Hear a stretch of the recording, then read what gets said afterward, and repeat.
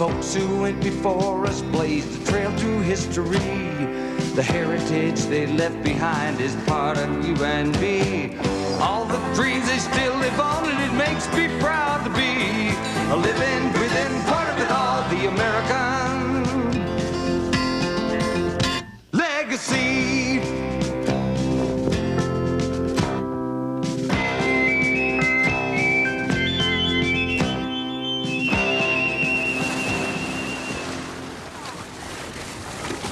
Aloha! Aloha! Malahini's aloha.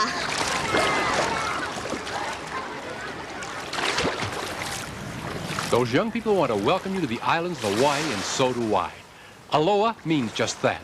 It can also mean such things as hello, goodbye, or even love. It's a word often used over here. What about the word Malahinis? That's you or me. Malahinis are newcomers to Hawaii. The islands are often called a Pacific paradise because the climate is so ideal the year round. The daily temperatures here are always warm, usually between 70 and 85 degrees Fahrenheit. In fact, there is hardly any day in the year that you can't go swimming in the nearby ocean. Sometimes the water temperature is actually higher than the air temperature.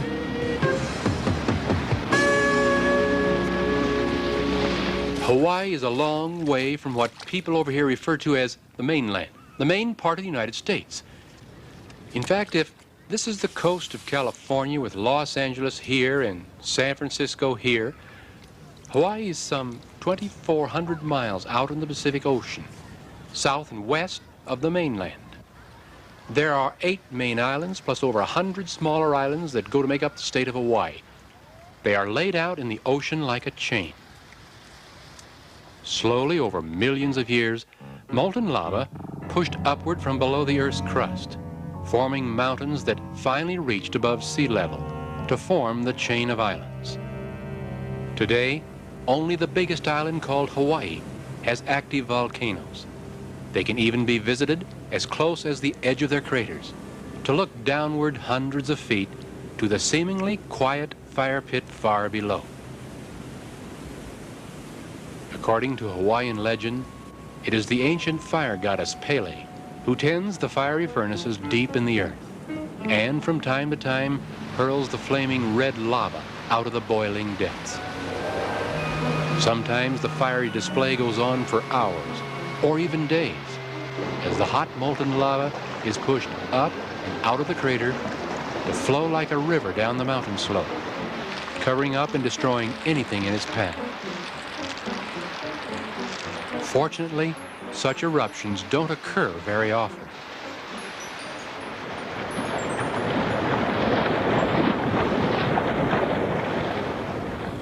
Many times the lava will flow all the way into the ocean at certain points where it is cooled and then broken up into tiny particles by the waves and washed back on shore.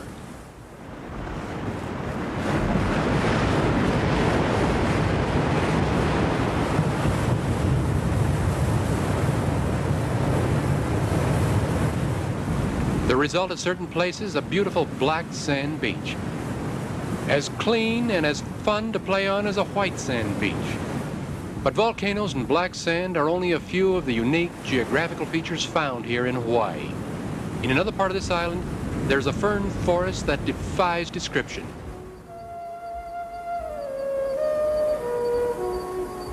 If this doesn't make you think you are in a subtropical region, then perhaps these will.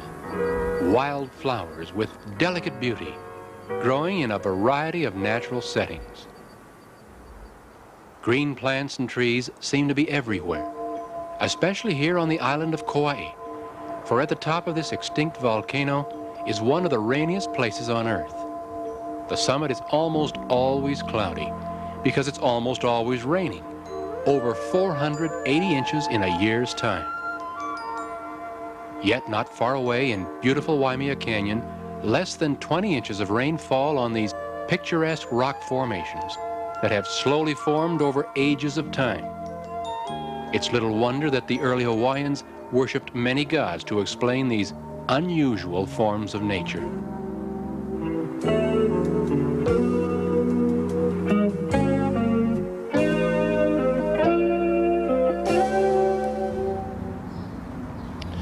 Religion was a very important part of the way of life of my ancient ancestors.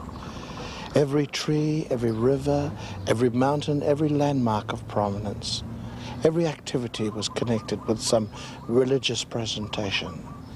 Even when children went to fly a kite, they would do these things through singing, songs, and through the poetry of chanting, like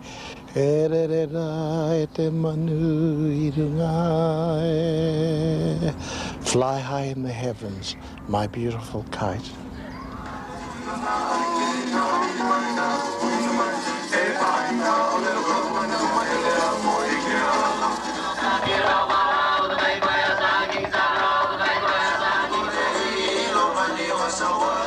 No one is quite sure when the first people settled here on the islands.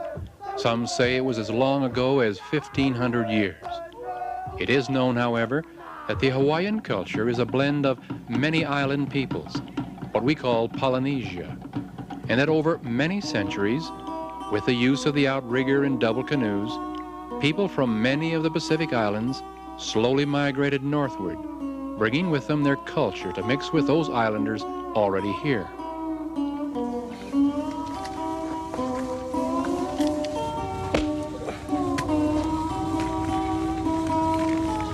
And here the Polynesians lived, undisturbed for hundreds of years until one January day in 1778.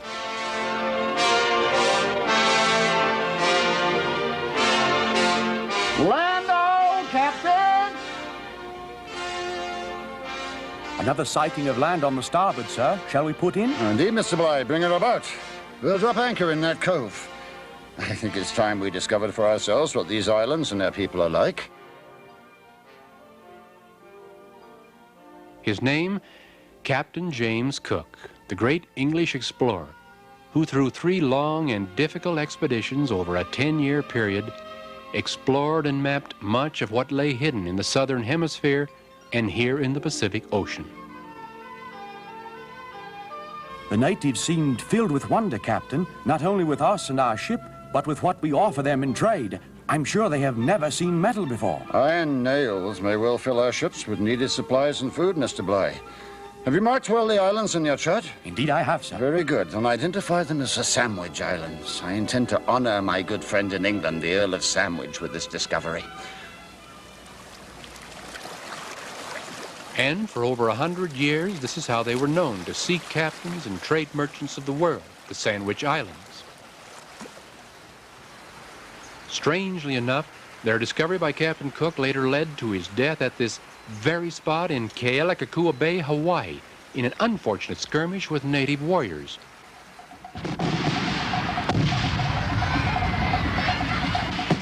The brief battle in which Cook was killed also marked the beginning of bringing together under one kingdom all of the island peoples.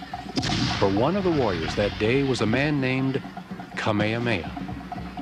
In a series of battles, the young warrior and a group of loyal followers began slowly to unite the peoples of the Big Island.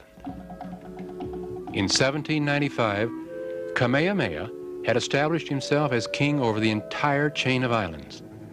Thus began for some 80 years a royal succession of kings and queens to the throne of what later became the Hawaiian Islands.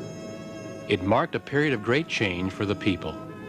One of the most significant of these changes was the introduction of Christianity to the islands by New England missionaries.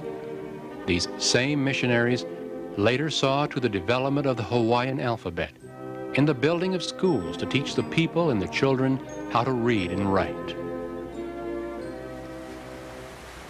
This was also part of that change, the beginning of growing commercially certain crops here in the islands. It's hard to believe that inside this stalk is one big source of what makes food taste sweet, sugar. Cane plants were brought to the islands by the Polynesians long ago. Today, it's Hawaii's leading crop. In fact, 3/4 of all the available cropland in Hawaii is devoted to the raising of sugar cane. The seed for new cane plants comes not from tiny seeds, but rather from the short sections of the cane stalk itself. Each section contains the buds needed to reproduce itself. When planting a new field in cane, machines not only plow furrows and drop in cane sections end to end, but bury alongside each row irrigation tubing to bring water to each part of the field. Cane plants require a great amount of water for growth, as much as 2,000 pounds of water just to produce a single pound of sugar. And even with plenty of water and fertilizer added to the rich volcanic soil, it still takes 18 to 24 months for the stalks to fully ripen, to reach the stage where the planter will say, "It's time to harvest." Strangely enough, the harvest begins by burning the cane fields. This is one time when fire can actually be of help, by burning away all the ground vegetation and any of the leaves left on the stalk. Amazingly, the flames do no damage to the sugar stored inside the stalks.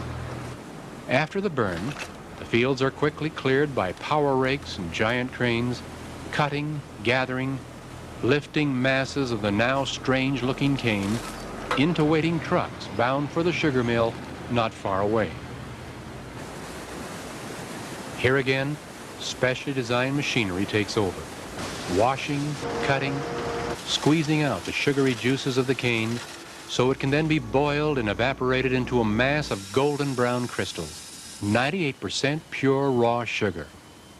Now it needs only to be shipped to the mainland, where it will be refined into not only white sugar, but a dozen other products that are used in almost every household of America.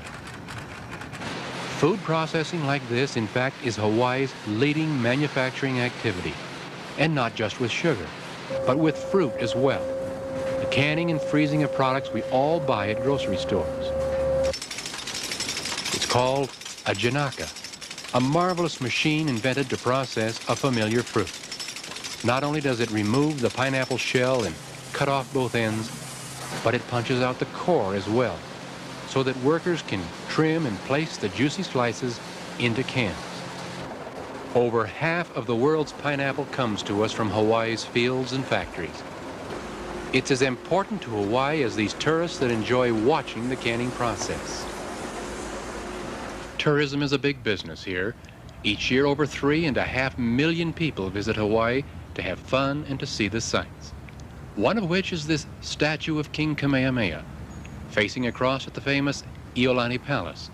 The palace is the only one ever built for a king and queen in the history of the United States. It's one of the main attractions here in Honolulu.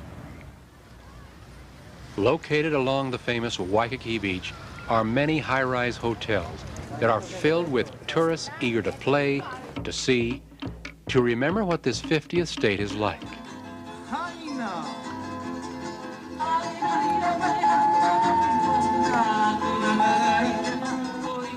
Here at the edge of Pearl Harbor is a monument for remembering.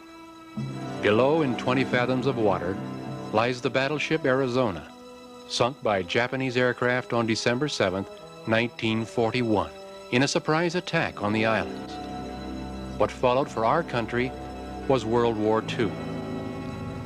Today, Pearl Harbor is a reminder that Hawaii is more than just a subtropical playground. It's an important military and naval outpost for our country's protection. Perhaps the day will come when we won't have to worry about ships and guns and protection, when the spirit of aloha will be present everywhere. Aloha to you.